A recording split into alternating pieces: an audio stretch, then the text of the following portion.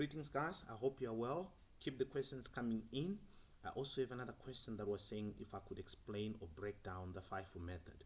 So with me here, I have the Mpumalanga prelim paper for the year 2022, and I'm going to try and explain the FIFO method using this paper. One of the most important aspects when you are dealing with the FIFO method is your returns. Always make sure that you adjust your returns. As in this case, 8 units were returned from the purchases in May. So you have to come to May and say 185 minus 8. So you don't have 185 anymore, you remain with 177. So when you come here now and you're calculating the value of closing stock, you have to know how many units it is at the end. And the units at the end is 197. So here it's going to be 197. But remember, with the FIFO, it's the bottom up. We start from the bottom going up. So here you don't have 185, you only have 177. So it's going to be 177 multiplied now by the cost per unit, which is your 4,200. You multiply by 4.2. You punch that in the calculator, it should give you 743,400. Then you now say 197 subtract 177, it should give you 20. All right, because we need to build 197. So far we had 177, so we are now still missing 20. And those 20 now we multiplied, we are getting them from the month of February now. And in February, the cost per unit is 3,900. 20 multiplied by 3.9, that gives you 78,000. Then you add these, you get 821,400. That becomes the value of closing stock using the FIFO method. All right. Now, after the FIFO method, we're quickly now going to go and we are going to go to 2.1.2, and it says calculate the average stock holding period. You remember in one of the videos that I sent to you, which was the Free State, they were specific. They wanted you to use the closing stock, but in this case they did not say so. So we're going to use the average stock in this case. What do you then say? Your opening stock, which is 480,365, plus the closing stock, which is 821,400. You add them and remember to average them. Divided by your cost of sales. In this case, it was given to be 2,078,865, and you multiply this by 365 days. You multiply by 365 days, it should then give you an amount which is, okay, remember this is not rands, my bad over there, it is in days. The answer is in days. So the answer will be 114 days. Days. Don't make the same mistake as I was about to do there, putting rands. It has to be in days. Now it then says in the following question, let's see what it says. Mbali, the owner, is concerned about the management of stock regarding levels of stock control. And then we did this one here.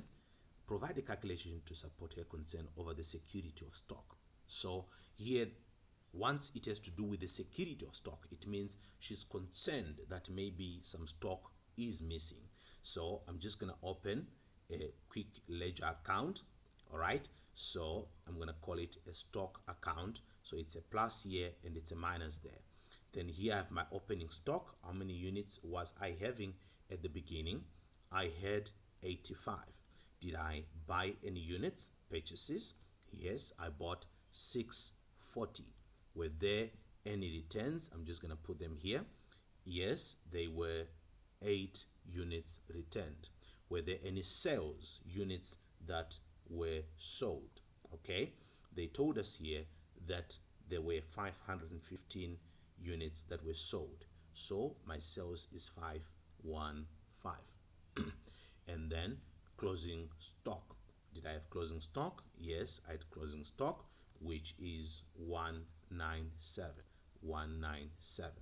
And then you can close this off as a ledger account. So in other words, you're looking for the side with the highest amount, whereby you say 85 plus your 640. If you do that, you get 725, 725, 725.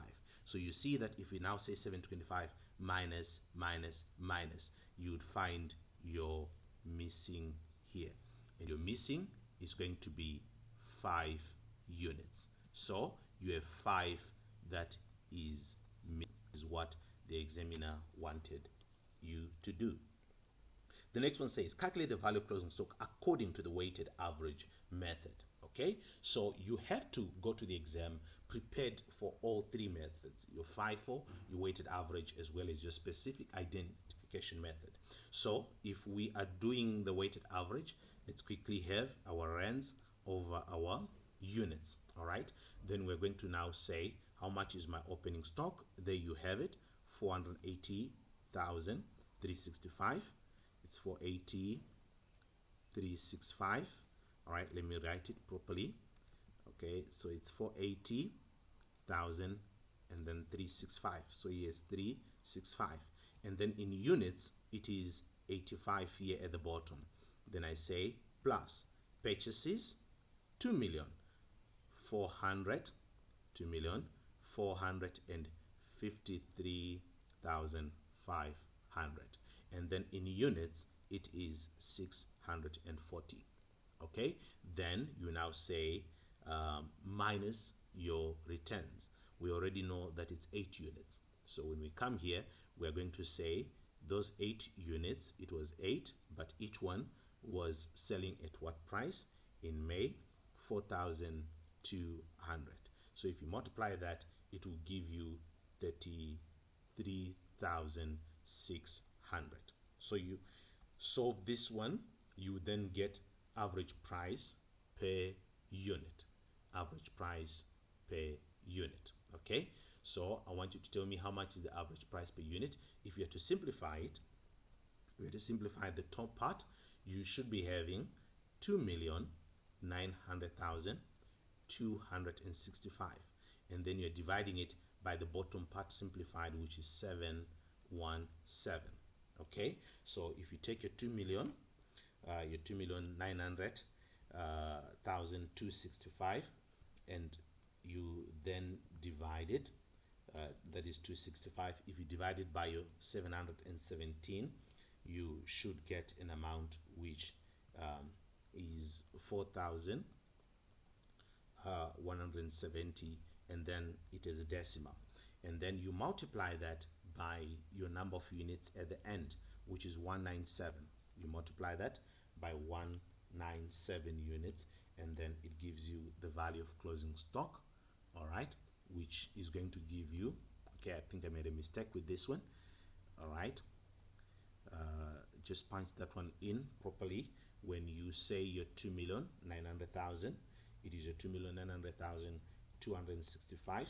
If you divide it by your units at the bottom, which is 717, it should give you an amount which is 4,045. Then you multiply it by 197, which is your units at the end.